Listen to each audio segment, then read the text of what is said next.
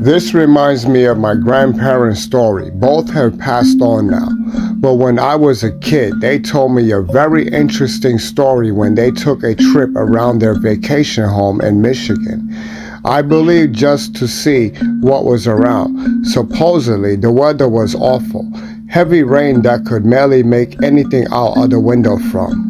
As they were driving from down the road, the rain all of a sudden stopped and it was clear and sunny, without a cloud in sight. When this happened, they came upon a town and it was a little town. Confused as they didn't remember the town supposed to have been there, they decided to stop and get a bite to eat. When they got out of the car, the first thing they noticed was how quiet it was, although there were people roaming the streets. One thing that caught my grandmother's attention immediately was that no one was interacting with each other. Everyone was face forward while everyone was standing very erect and emotionless. My grandfather ushered her into a nearby restaurant as he was not very worried about it. He was a Korean war vet and was not scared of anything.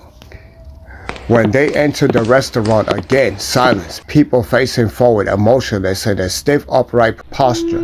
They were bringing utensils to their mouths.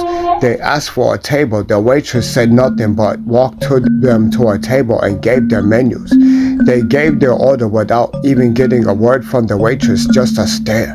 My grandmother is freaking out at this point, but my grandfather persisted that they were nothing wrong, that they were just weird people. While walking back to the car, they saw that Patton was playing in the theater and they had been waiting to see it.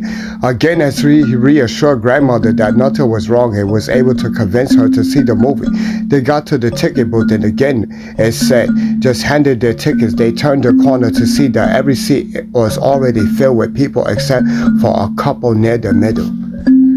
The entire crowd is silent, sitting erect in their chairs and emotionless at a blank screen. This immediately filled my grandfather with dread. He took my grandmother by the hand and brought her to the car, get in, and took off. When they just started to exit the town, a heavy rain like never before hit and the sun could no longer be seen.